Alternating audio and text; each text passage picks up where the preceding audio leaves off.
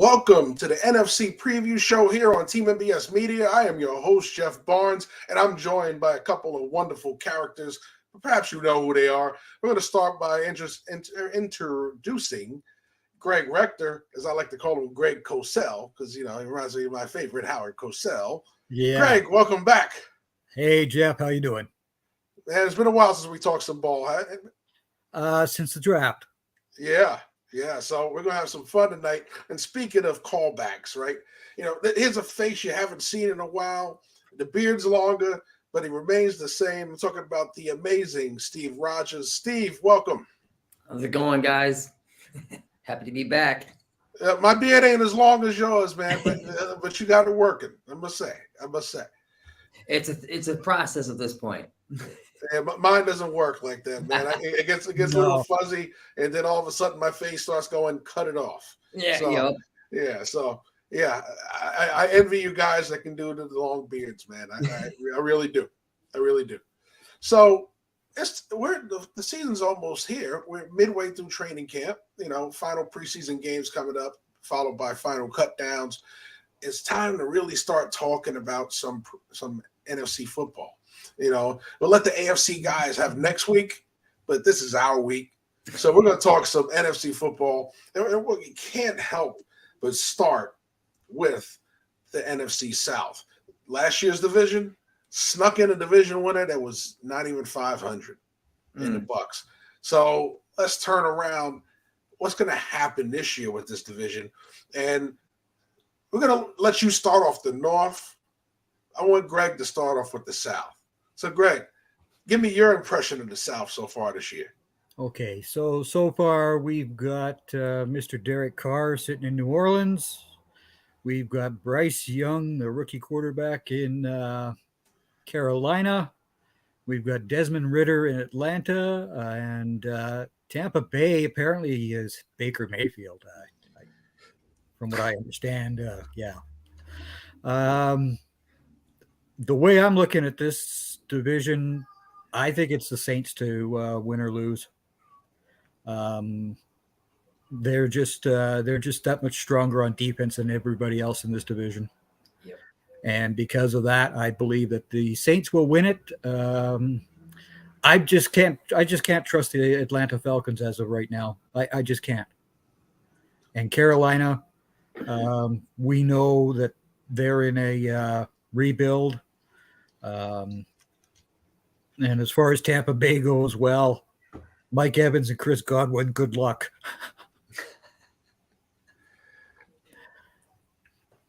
It's very interesting because, covering the Bucks, that's been the sentiment by everybody. Yeah. There's a lot of Bucks fans that are still thinking, we can do this.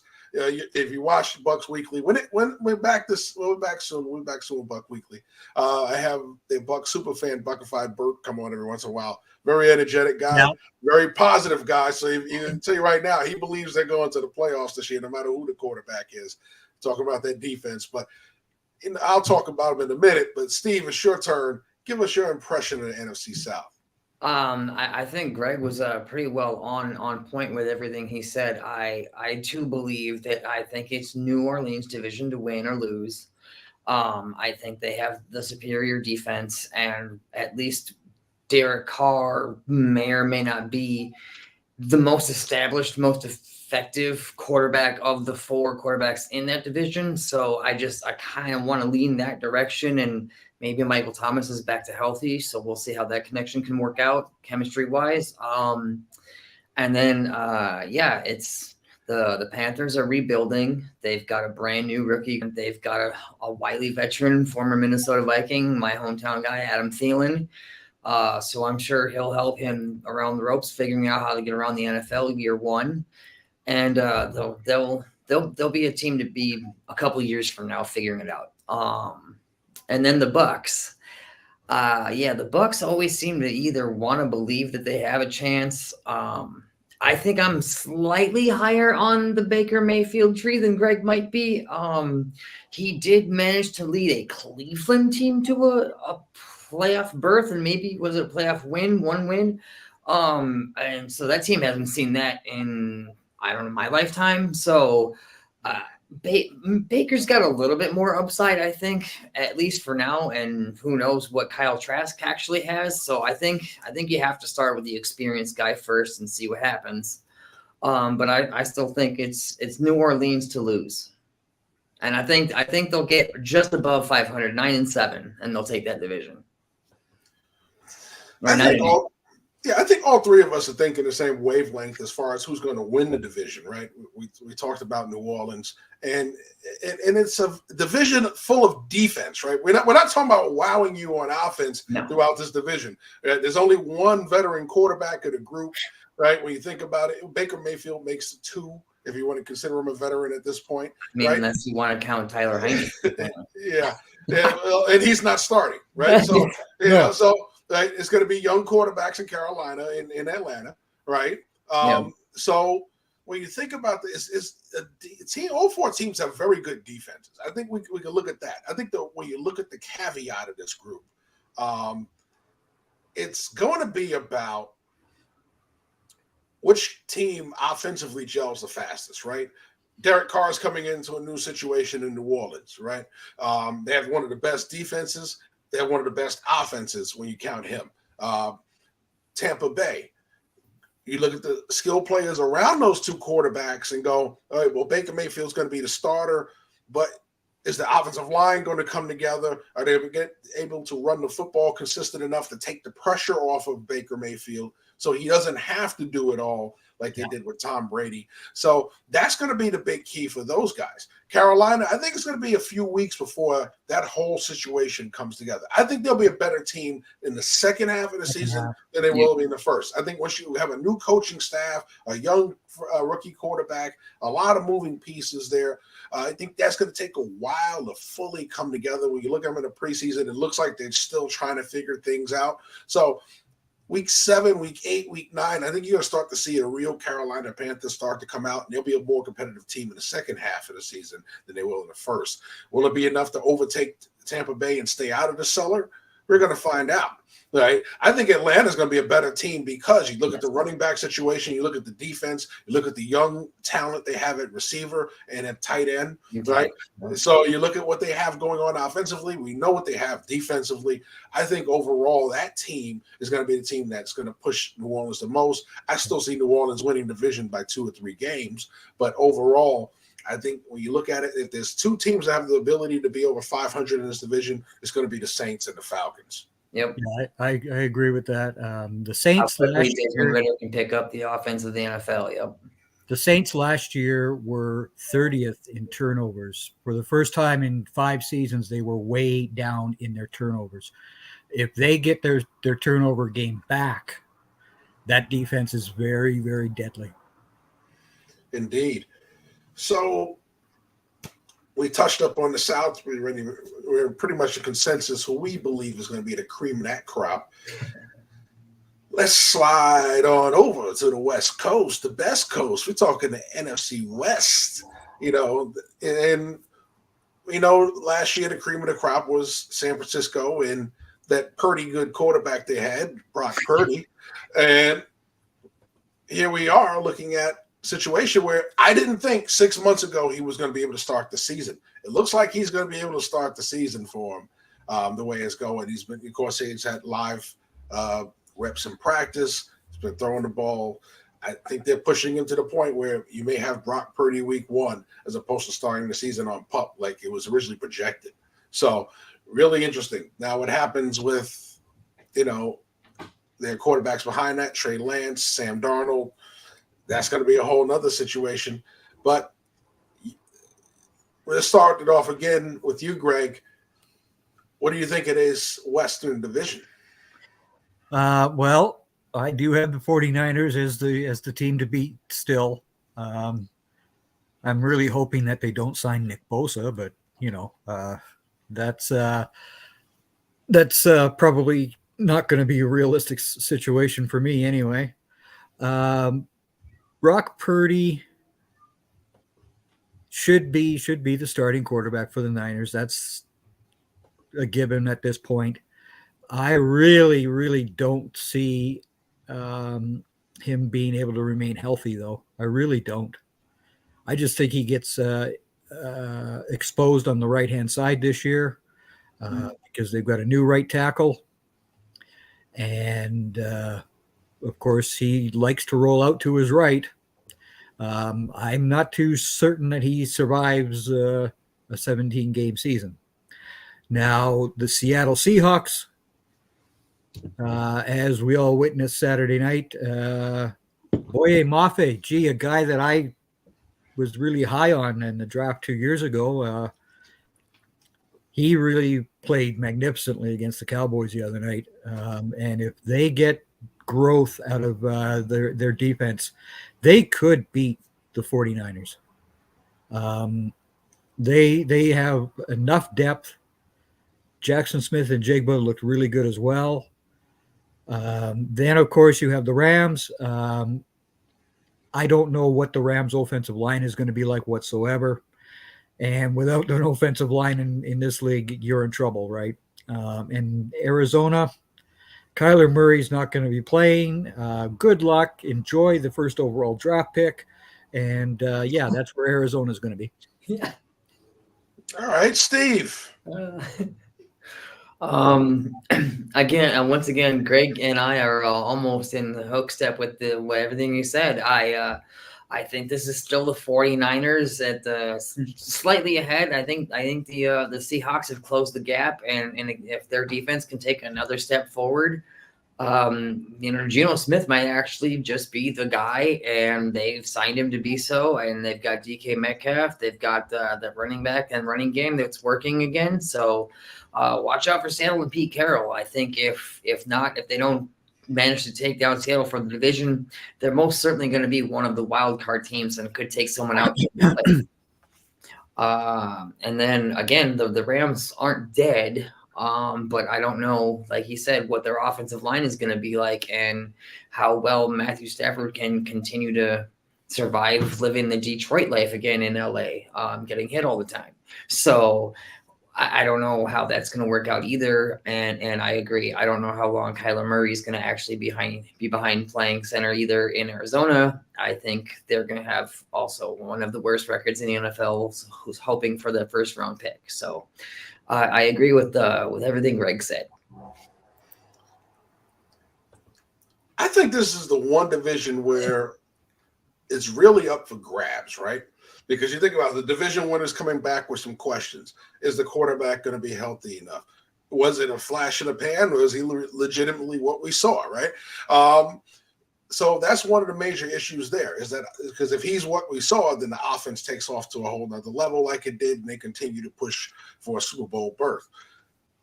The Seahawks, was that a one-year wonder? Was that 1 year where Geno Smith has that resurgence and then he falls back to earth?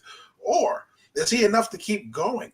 I think what you look at the Seahawks is, can those running backs stay healthy? Because they made Geno's life a lot easier when they were able to run the football and do a lot of things and work off the play action. When he had to do a lot more, it kind of fell apart a little bit, which we saw in the playoff game, right? When they shut down the run, he had to throw the ball. It just wouldn't work out for him. Defensively, they're young. I think that pass rush came alive for them as the season went along. I think it's going to continue to grow for them. I like what I saw from Seattle's defense. I think those are the top two teams that you look at. Now, here come the other two, all right? We talk about the Rams. Is this team able to put it back together fast enough to compete again? Because we saw what happened. They won the Super Bowl, and you started to see pieces fall off. Okay, retirements, injuries, cuts, trades, right? You got rid of one of your best corners, all right? So they have done a lot of things this offseason to get younger.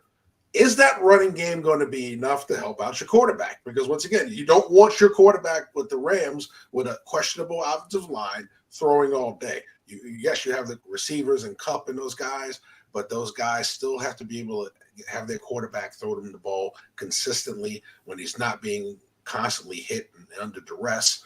One of the things that helped them before was their running game.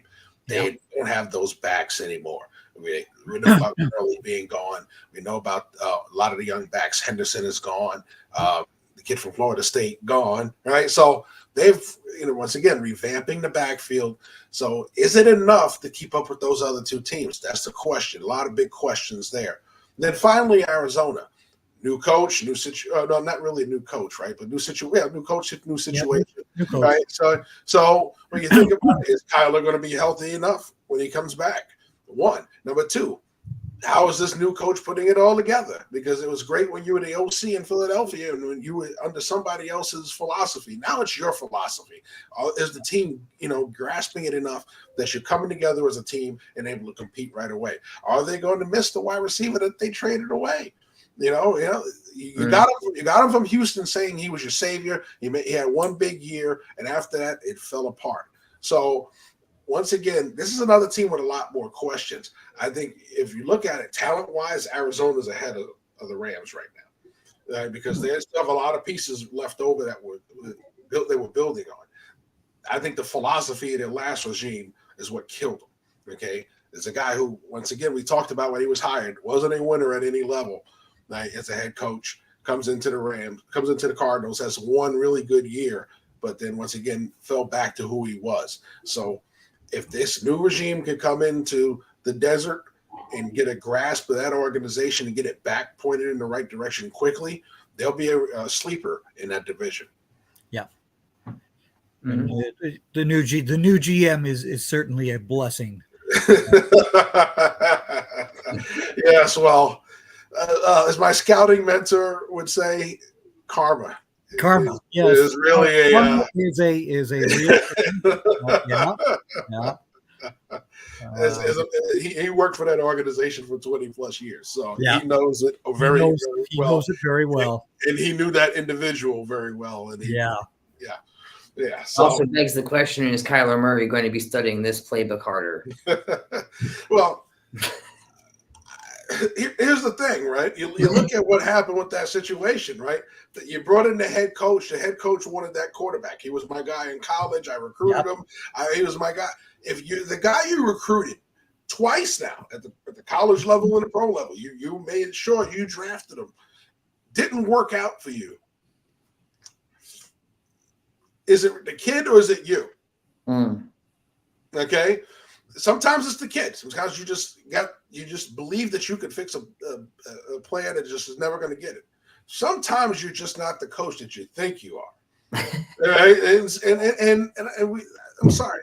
The proof was in the pudding. Kingsbury, very smart offensive coach. I'm not going to say he wasn't. However, he was not a very good head coach at the college level, and he proved not to be a very good one. Or directly one-to-one with his quarterback. Yes. So sometimes you have guys that are very good schematically, very intelligent coaches, but they really should not be picking your personnel.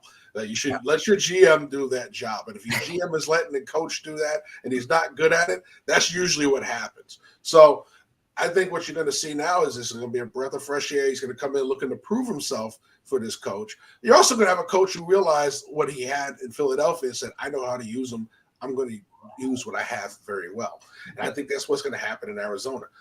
Does that speed up the process of them coming back up into contention? Possibly. Usually it does. But there's a whole lot of factors also going with health and everything else. They still lack a very good defense. Well, I also was going to add, who are their receivers, because they don't have Hopkins or as the Kirkpatrick who left last year. So, I mean, who is Kyler Murray going to serve the ball to besides himself scrambling all the time? John Brown. Oh, that's right, Brown, yeah. Who was supposed to? That's right. Zach Ertz is back. Okay. Yeah, I think it's going to revolve around Kyler's running ability. It's going to revolve around John Connor and those guys running the ball. I think they're going to have a bunch of different things going as far as the running game to kind of pull back on throwing the 40 times a game like they were doing under Kingsbury. I think that's one of the biggest problems was there wasn't consistent balance to the offense. A lot of air raid guys tend to do that, at the high school and college level. I've experienced it. I watch air raid all the time, and guys love to air it out. But at the end of the day, when you don't have the air it out quarterback who's that special, sometimes you got to balance the equation with the running game. Something he really didn't do a consistent job of. No, and he's going to have the same issues at USC. Good question. Yes, good question, Christy. Listen. the invitation is out there. So next time we have one, matter of fact, there's an AFC show next week. So you make sure you jump on the AFC show since we're already kicked off here. I know, right? Hey, listen, I saw the invite. I don't kill the messenger. Equal opportunity, yeah. That's pretty much that equation. I'm just the dude playing the dude in the host chair. So we've wrapped up 2 divisions with 2 more divisions to go. Time to get a little water. Take a minute. We'll be right back with some more of the NFC Preview Show here on Team MBS Media. We'll be right back.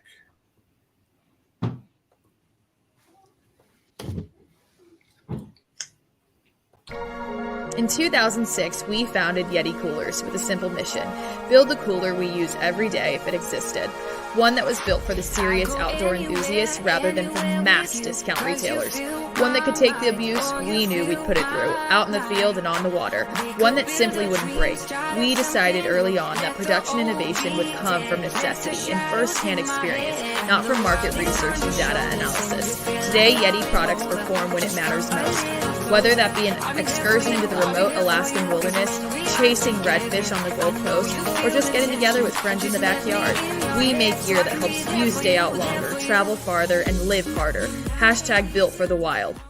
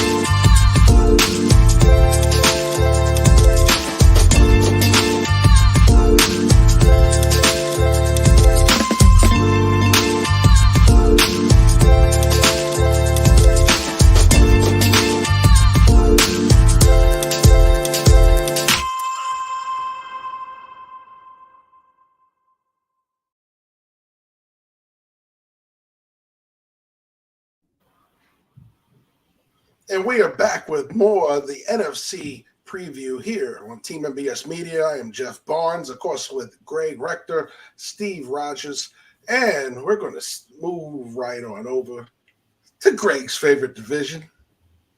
And since I let you start off the first half, Greg, you're going to have to wait to get your takes in on these last 2 divisions. Well, that's fine. Because this time it's Steve's turn to lead us off. But we're going to kick it right on over to that beast that is the NFC East. Not least, East. I said it right. Greg, hold on 1 second, because it's Steve's turn to lead us off. Steve, what's your feelings on the NFC East? Well, I believe that this is still going to be the strongest division in the NFC itself. Almost all 4 teams managed to make playoff berth appearances last season. I don't see any reason for that to change this year.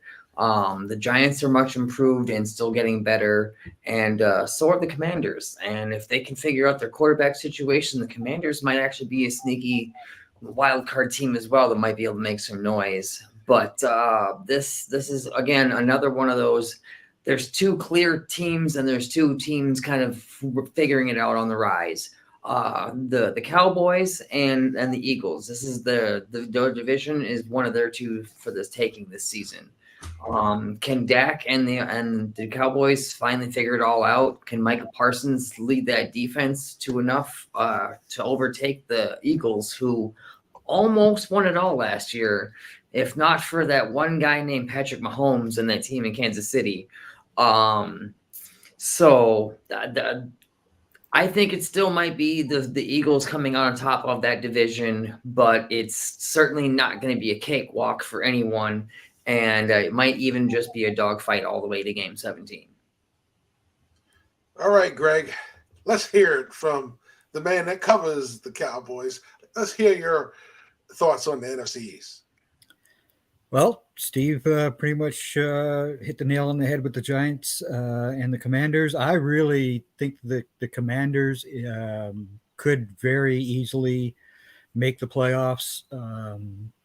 They have the weapons on offense. Sam Howell last night, when you watch that young man, he loves to throw that ball deep, and he's got guys that can go and get it. The Giants, Darren Waller is going to be a big difference maker. Daniel Jones has a big safety valve in Mr. Waller. A real target. Yeah. Yeah. I'm not too certain about his receiving core, but they got Saquon Barkley. So, that balances that out. The Philadelphia Eagles have some experience issues on their defense now. All these young guys that everybody keeps talking about from the Georgia Bulldogs that are all going to be under pressure. You could do well against somebody's B team in the preseason, but when you get the A team, you're not going to be bullying anybody, Jalen Carter. That's the bottom line, because he hasn't faced a real true guard or center as of yet.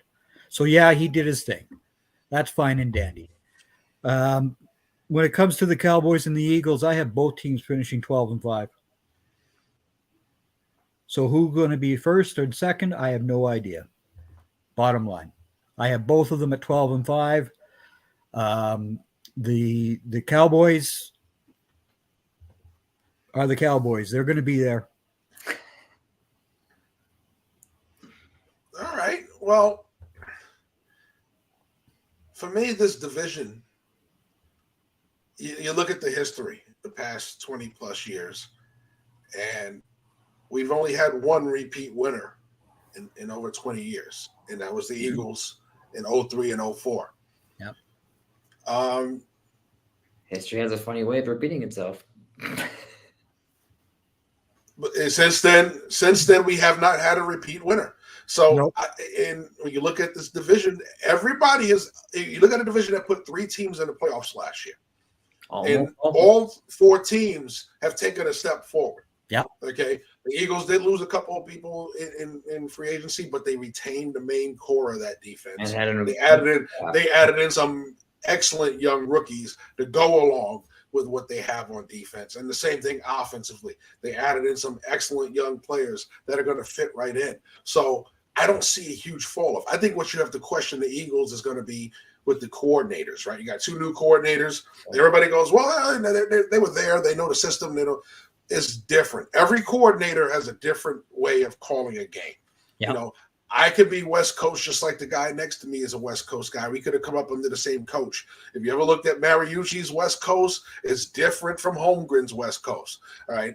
Every coordinator has a different way of calling things. So the way they may have done things on 3rd and short or setting up first down plays to set up success during the rest of the drive may be different under this coordinator. All right. So there's going to be certain changes that they're going to have to understand and get used to. Can these coordinators utilize the guys they have properly? That's another thing that you had with the last coordinator. He did a great job of utilizing his quarterback, made him into a superstar, right? So that's going to be the challenges for them. Dallas also, new offensive coordinator. Well, the head coach is really the offensive coordinator, right? He's the one calling the plays. The guy that's the offensive coordinator is going to be sitting up there sending them notes. So I think overall they've taken a step forward because people, whether you love him or hate him, Mike McCarthy was always a very good play caller, Yep. right? I think what you're going to see is a more consistent play calling out of Dallas with Kellen Moore going. I think one of the biggest knocks, everybody loved the knock Jason Garrett, right? He was vanilla. He was this. Well, Kellen Moore wasn't vanilla. But Kellen Moore didn't have a rhyme or reason when it came to down and distance situations. Kellen Moore saw things. He saw things he liked to call, but it wasn't a lot of setup. It wasn't a lot of building things on the drive. He managed, I'm going to get the ball to this guy, I'm going to get the ball to that guy. And you watch it, and it wasn't a real flow.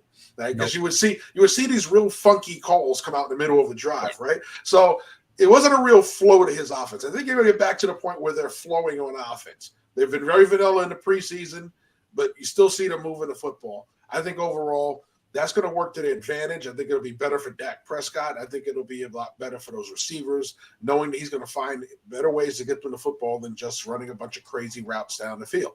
So I think what you're going to see is a lot more consistency from that offense. I think the upgrades they made, replacing Anthony Brown with Gilmore, a big upgrade at the corner position, opposite Diggs, right? So there's a lot of things that they've done to improve themselves. Washington, you saw last night, that's an improved team.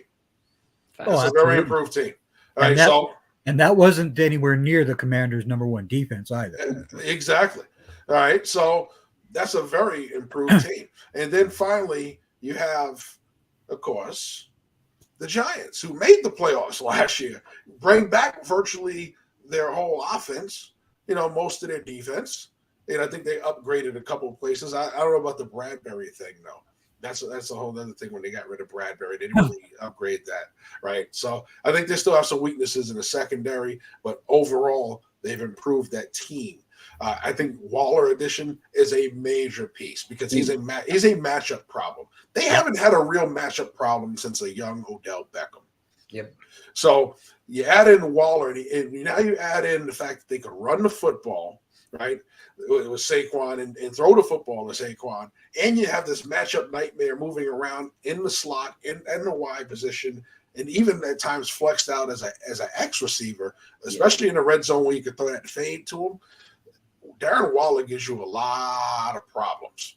So adding him to that offense is going to make it easier for Daniel Jones. It'll make it easier for them to put up more points than what they did last year. I think that's an improved Giant team. So we talked about how the West could go a lot of different ways, how the South is pretty much wrapped up, right? It's one team that's going to do that.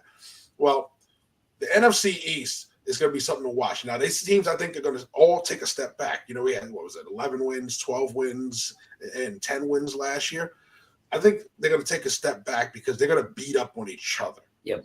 The NFC East tends to do that a lot. They're going to beat up on each other. They're going to beat a lot more teams outside the division, but you're going to see a lot more. You're not going to see a team sweep this division, I don't think. I think the team will have the best record in the division, probably be 5-1 if they're lucky. 4-2 really is what. This division is going to have a lot of black and blue marks on it. Yeah, they're going to beat each other up. So I think that's the thing that brings those teams down. It's going to rob them of that top seed in the playoffs.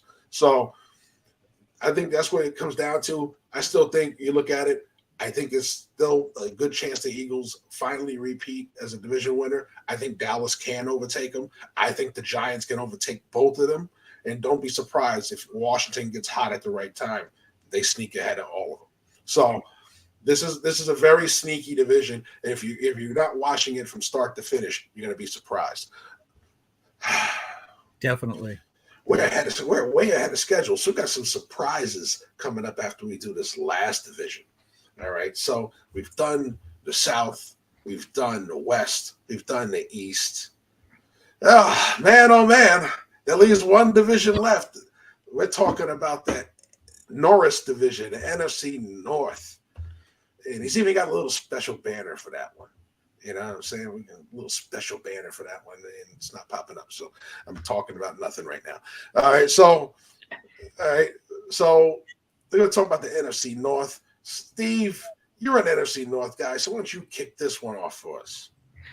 All right. Well, I believe that this is another division of two teams vying for the division and two teams vying for the bottom of it. I think it is the Minnesota Vikings and the Detroit Lions going to be fighting it out for the top of the division, and I think the Packers and the Bears are still looking at the bottom, trying to figure things out. The Bears are, at least I think, moving in the right direction, or at least they have a direction, I should say. as far as Green Bay, I don't think I'm totally sold on this whole Jordan Love experience thing that they're deciding to put their future in. I guess I would probably put him near the tier of maybe the Zach Wilson quarterback echelon at this point. And I don't know. I haven't seen enough from Jordan Love, and I haven't seen him do enough to have me believe that he's taking them anywhere. I think Green Bay is actually headed towards the bottom of this division this season. And then, like I said, I think the Bears are still working on putting it together. But Detroit might actually come out of this being the best team in the division. And they might be the winner of this division this year, as much as I don't want to see or say that. But I'd like to see my Minnesota Vikings repeat. I don't totally know that that's going to happen, but I also think that it still could happen because there is enough talent left still in the building, still on the roster. And we've got Brian Flores that might be able to switch this defense around and make it more successful with what he has on the roster. So I'm excited to see how things change and play out. And with the offense now having currently in the wide receiver room 4 former first-round picks, Justin Jefferson, N'Keal Harry, Jalen Reagor, and now Jordan Addison, I don't see how Kirk Cousins can't find open targets. There's too much to throw the ball around here, and then add in TJ Hawkinson and Brandon Oliver. So it's going to be fun. And Ty Chandler is also going to be a handful catching the ball out of the backfield as a change of pace from Alexander Madison, who from Dalvin Cook and Amir Abdullah had dubbed him in-house the Beast Mode 2.0. So let's just see how this run game actually plays out now and how the offensive line in Minnesota might just be. So I'm excited to see this season get going, and I definitely think Minnesota still has a chance to retain the title, but I think Detroit is on the rise. All right, Greg, what you got for us? I got one pride winning this division. Bottom line, I don't trust the defense in Minnesota. Sorry, even Brian Flores can't pull off miracles. They just don't have enough on their defense. The offense, of course, you've got Justin Jefferson. Yeah, he's the number 1 fantasy pick of everybody. Yeah, okay, that's fantastic. But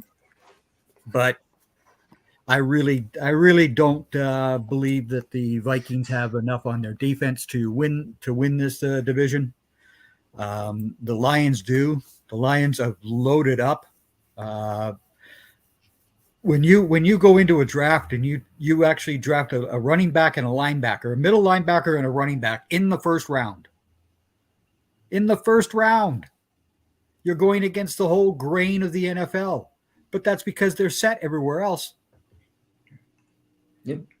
They are set. That offensive line is very strong in Detroit. Jared Goff, he doesn't have much to worry about as far as getting pounded on. He really doesn't. Now let's go to the other teams, Green Bay and Chicago. As I wrote about today, I talked about the Bears. I talked about them back in January that they were going to run the offseason. And they did pretty well in free agency for themselves, picking up Edmonds and the other guys that they signed. Their draft was solid as well. And Justin Fields has, some targets. He doesn't have to be the sole running around type of a guy anymore. He only threw for 10 yards in the air, but when you got DJ Moore and Khalil Herbert breaking passes like that, there's nothing wrong with that. That's the NFL today, right? Yards after catch.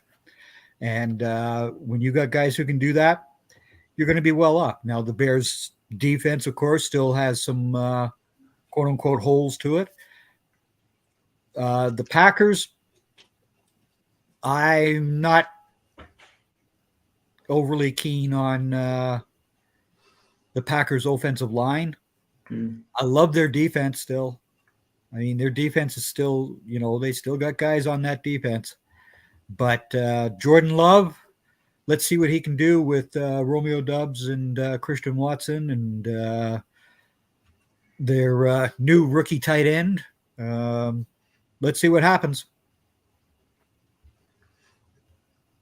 I'll tell you what. If the Lions are going to win this division, they're going to have to defy everything that's been the Lions for the past 50 years. Okay? No. Since 1958. So let's all right. The Lions have not had back-to-back winning seasons in how long? Oh, God. All right. So, yeah. So, right. So the thinking of them taking this big jump, I don't know.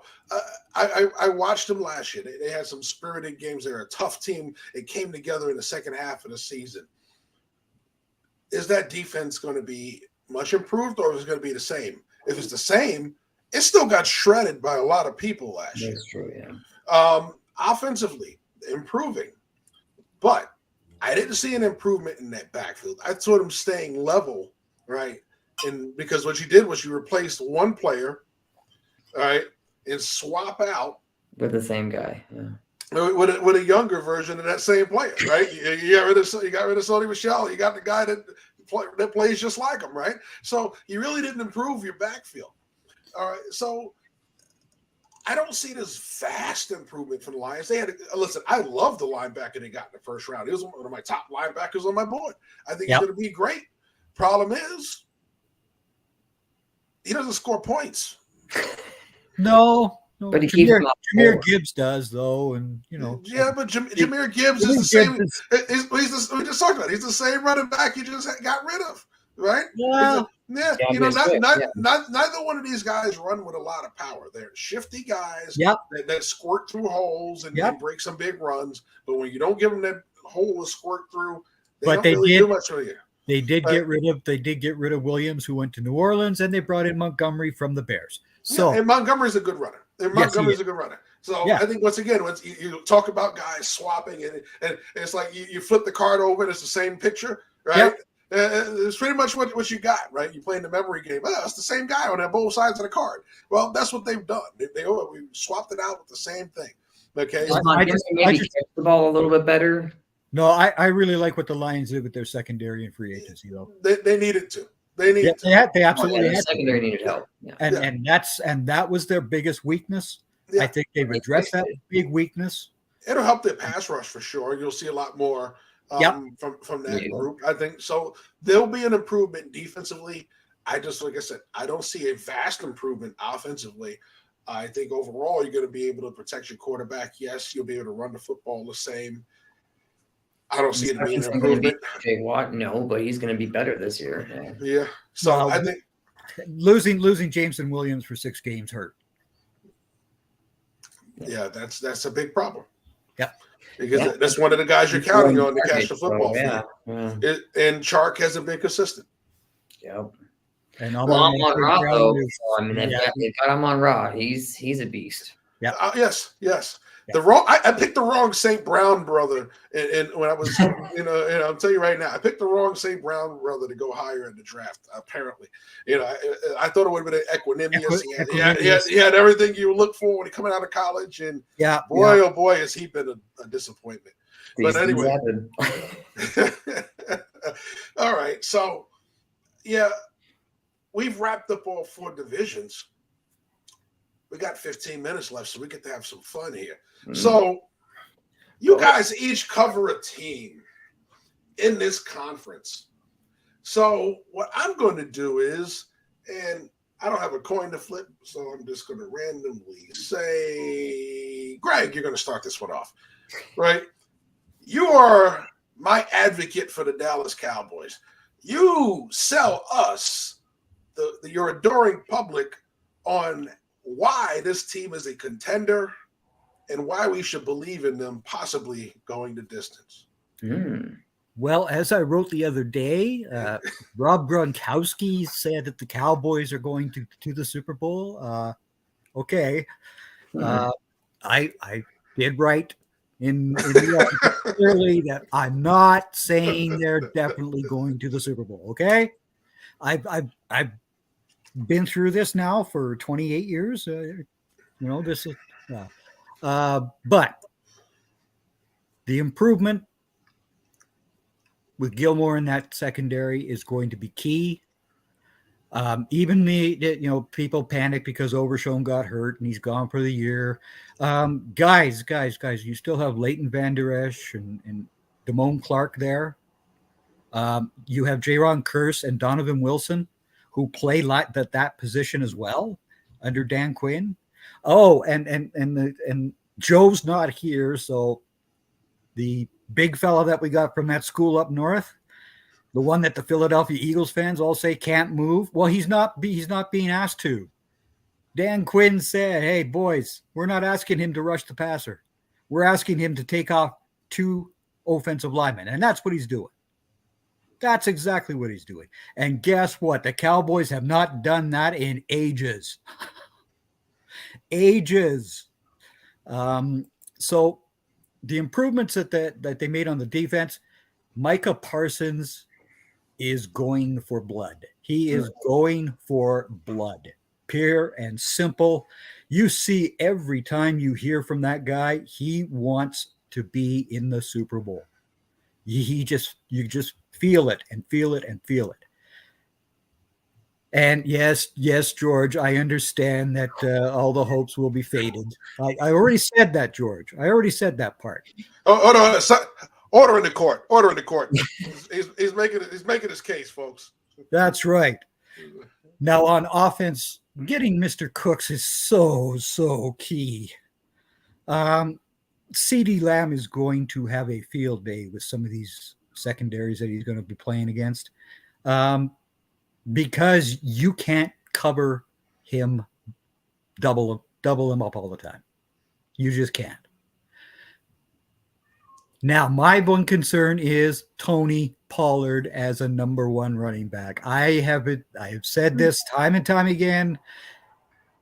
The kid only averaged 46 carries a season in college. That was it. 46. He's not a number 1 running back, kids. Now, there's a guy available out of Indianapolis, apparently. Boy, oh boy. Yeah, sign me up. Sign me up for that kid. That's Stephen Jones. Yes, please do something.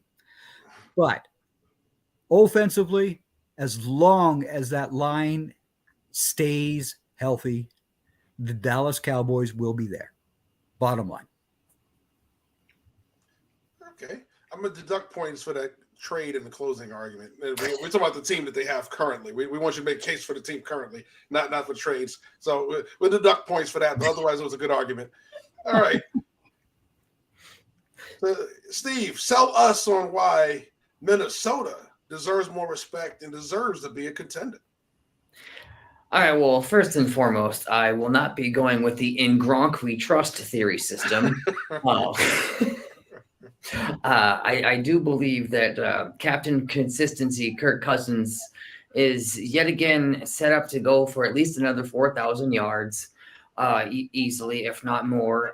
We all know Justin Jefferson is the number 1 wide receiver in all of the land, and he currently resides right here in Minnesota. So until someone can figure out how to shut him down or stop him, Kirk and he are going to have a field day with the year 3 now of chemistry together, year 4.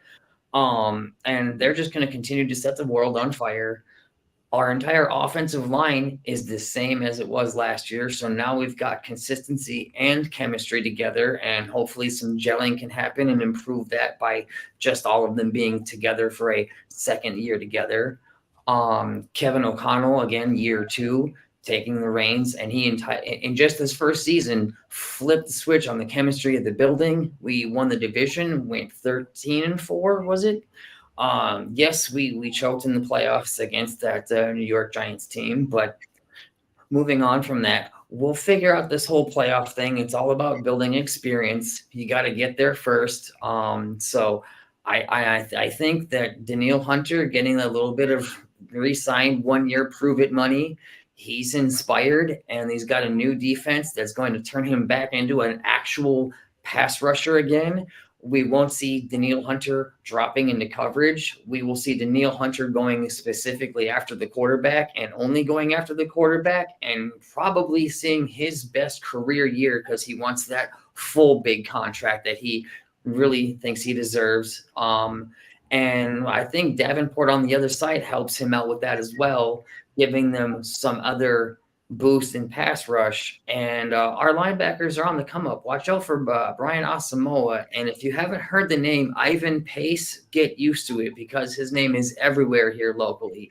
He is a linebacker that is everywhere the ball is on every play. So I think this team is actually going to be better than it was last year. And we won the division last year. So a team that's going to get better, I think we actually make a playoff run.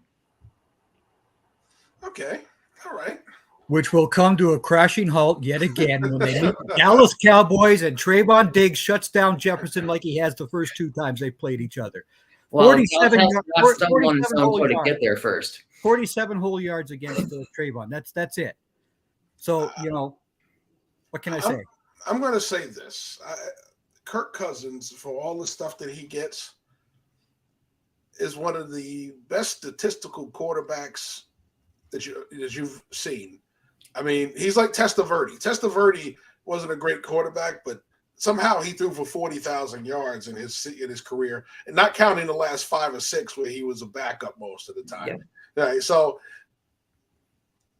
he seems to throw for a lot of yards. It never really shows in rings and banners and all this other stuff, but he accumulates the numbers, and he's accumulated a lot of guaranteed money, much to the chagrin of any other quarterback. But I'll repeat this one. I'll repeat this one until I'm blue in the face. There's only been one NFL passing leader to ever win the Super Bowl, and it was just last year. The only guy who has ever been the league's leading passer has won Super Bowl. That's it. You don't need to be the number 1 passer to be winning a Super Bowl. And Kurt's never been the number 1 passer, so until last year. Patrick Mahomes is the first guy to do that. Well, since all 3 of us tend to cover a team here at Team MBS, I guess I got to make a case for the team down here in Tampa, right? So this is going to be fun because how do you make a case for a team that not even the fans are making a case for? We're going to trade for Trey Lance. That's what it is. So what I'm going to make a case for is just enjoy the games, folks, because there's no way I can make a case for this team being a contender right now. Right now, we're going into the season with Baker Mayfield as our quarterback. Now, all's not lost with Baker Mayfield as your quarterback. It's not an injury, right? Yeah. I mean, if I was going into the season with Johnny Manziel as my quarterback, I'd be worried. But, right now, I think, listen, you still have a solid quarterback to start your season with a lot of talent around him. You have a very good defense that I think actually got better this offseason. So I think you're going to be in games. I don't know how many of those games they're going to win early in the season. That's the question. Because there's a real brutal stretch of 4 games in the beginning of this season against some 4 tough teams. One of them, I believe, is the Philadelphia Eagles. All right. There's going to be some tough losses early. And in case you didn't notice, this coach fired most of his coaching staff last year. 9 coaches he fired. Yep. So to make sure he was safe. Well, if he starts off 1-6, 1-7, 2-8, I think he's fired. All right. So you're not going to have this coach either, which doesn't help you for the season. All right. So it's not a lot to sell you on hope, but I can sell you on some enjoyable football, right? I think this defense is going to be really good. I think these receivers are going to get the ball at some point, even if it's in garbage minutes. You're going to have things that you're going to see some plays from Mike Evans. You're going to see some plays from Godwin. I think overall, is it going to be enough to win games and put you back in the playoffs? I don't think so. Will the games be exciting like they were that last year? You had Jameis and you only won 5 games, but they were exciting ball games. You watched them till the end. Well, guess what? I think that's your Bucs team this year. They may only win 6 games. They may only win 3 games, but I think you're going to watch every game till the end because they'll at least keep you interested. Because that's all I can offer you. I can't offer you playoffs with this team right now. I don't think they even can offer themselves playoffs, but I know they're aiming for it. that they can't really offer it to themselves right now. I'm going to be the most realistic fan. If this was me making a case for my client, we're plea bargaining because we don't have a lot of chips on the table right now. We don't have a lot in our corner as far as evidence saying we're going anywhere right now. We're the Bucks. We're just trying to be entertaining.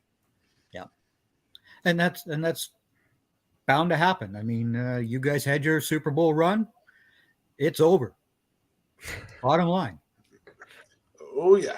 Well, trust me, I get a lot of mixed reaction. There's a lot of people going, yeah, I don't know. A lot of people going, yeah, we can still sneak into the playoffs. This division ain't that great. And it's just like, really? Can we? Yeah, there's more wild card teams now. Yeah. Yeah, well, like we just talked about, there's 3 teams from the NFC East that made it last year. Yep. The NFC West will be better. The NFC North will be better. I think Chicago is going to be a tough out. People are going to sleep on Chicago, and they're going to give some teams the business this year.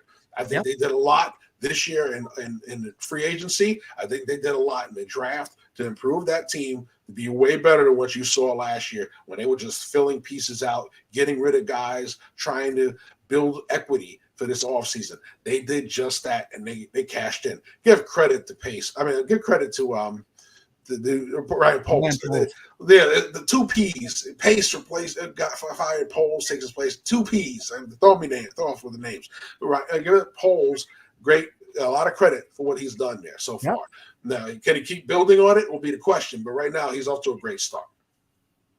Well, I mean, they have a quarterback in Chicago. Apparently, that's yeah. It's not Sid Luckman. Oh, okay. It's not Jim McMahon either. No, exactly right. And I mean, McMahon wasn't even that great of a quarterback. Come on. No, he wasn't. No, but he was solid. He was solid. He was solid for what they had and how the game was played back in '85. He might not have the deep ball like Jay Cutler, but he might be a better quarterback. I make the case for Jim McMahon because when he left Chicago, he was still relevant, right? He goes to Philadelphia. Randall Cunningham goes down. He still leads that team to a winning record. He ended up in San Diego, was winning games in San Diego. Jim McMahon was a better quarterback than a lot of people give him credit for. Regardless what you felt about his eye, overall, the guy was a very good quarterback. Yep. But he was a typical BYU kid, right? Oh, not touching that one with a 10-foot pole. So we're down to the final couple of minutes, guys. Final thoughts here on the NFC. Let's start with you, Steve. I think the NFC is going to be a very interesting division. I think there are plenty of good battles to be had within the division itself, especially in that NFC East. I think it's going to be a bloodbath of a division. And I kind of think that there might be some of that bloodbath in the NFC West because there might actually be 3 teams there with the Rams, Seattle, and the 49ers. But I think overall, the NFC as a whole might be looking up at the AFC in general, but it's going to be interesting how it all goes this year. Greg, final thoughts. Well, I'll go ahead and continue on with the Cowboys. I personally believe that the Cowboys can actually win the NFC. Bottom line.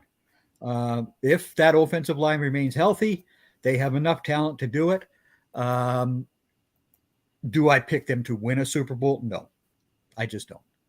It's just that simple. I'm really interested, though, in the NFC West, and I think Seattle can knock off the San Francisco 49ers. I really think that they can do it. I see the Seahawks every week. They have enough talent there to take out San Francisco. Bottom line. Then the other 2 divisions, really, whoever wins them, good luck come playoffs because you're going to run into Philadelphia, San Francisco, Seattle, Dallas, who I think are the 4 best teams in the conference. All right. Well, our time is up. It's been a great show, guys. It's been great talking ball with you guys. It's been a while. Yeah. We'll be seeing each other again soon, hopefully. Greg, tell them where they can find your work before we go. Well, I'm at Great Cowboys on X, right? Is that what it is now? Yeah, it's X. It's no longer Twitter, apparently. Yeah, it's X. So yeah, Des Bryant. Yeah, there you go. Yeah. No, there's a nightmare. But anyhow, yeah, I will be. That was a catch. Yeah, don't go there. 2.5 years later, the NFL said yes, it was 2.5 years. Any other franchise, it would have been over 2.5 minutes later. But it was Dallas, so they take 2.5 years. But anyway. No, I'm on X writing all sorts of stuff, and away we go. Hey, Steve, it's been a while, so tell them where they can find your work. Yeah, I am still with Team MBS Media. I am sort of switching over to the more of the TikTok side of things with videos covering the Minnesota Vikings for the NFC North here. And I am still on Twitter at the real Mr. Rogers 814. The TikTok is real Mr. Rogers as well. And yeah, I'm just trying to get back on the grind and trying to get back on the bike, as they say. And now that it's back in the NFL season, so should be seeing more of me. All right. So, of course, folks, there is no draft until January, so you won't be seeing me and Bill Carroll together for that just yet. Maybe we'll sneak a mid-season show in there, but you can catch Bill Carroll and Brock Vieira on Friday nights with College Football Forecast. You're going to see me quite a bit. The Perspective will be returning. We haven't come up with the date for that yet, so stay tuned for that. Also, we'll be just kicking off our college show this weekend. Our college football recap show Sunday morning. It'll be starting early, but this Sunday it'll be 11 a.m. since there was no NFL show behind it. So they will be putting that back out. Those advertisements out there shortly. So you get to see my smiling face for that as well. Bucks Weekly will be back very soon. We tried to do one. I did one outside. It actually came out pretty nice, but unfortunately the video just wouldn't upload. So we had issues getting the video up. But it was a nice outside show. You see downtown Tampa Bay behind me. So mad that they didn't get through. But nevertheless, more Bucks Weekly is coming your way. So stay tuned for that recorded show for that. So you'll be seeing me a lot more. And one other thing. Go for it, Greg. You all need to hit the like button on YouTube and subscribe to the network. Bingo. Good answer. Good answer. Good answer. Good answer. Yes. So, guys, until we meet again, make sure you stay tuned, by the way, next week, AFC Preview Show. Hopefully, Christy, you get on the AFC show. Jump on the AFC side. Since you missed out on the NFC side. So make sure you tune in AFC show next week. That'll be advertised as well. Until then, this is Jeff Barnes, Greg Rector, Steve Rogers saying good night. Take care. Enjoy the rest of the NFL preseason. Enjoy the rest of training camp. We'll be back with more NFL content coming your way here on Team MBS Media. Everybody stay tuned. Have a great night.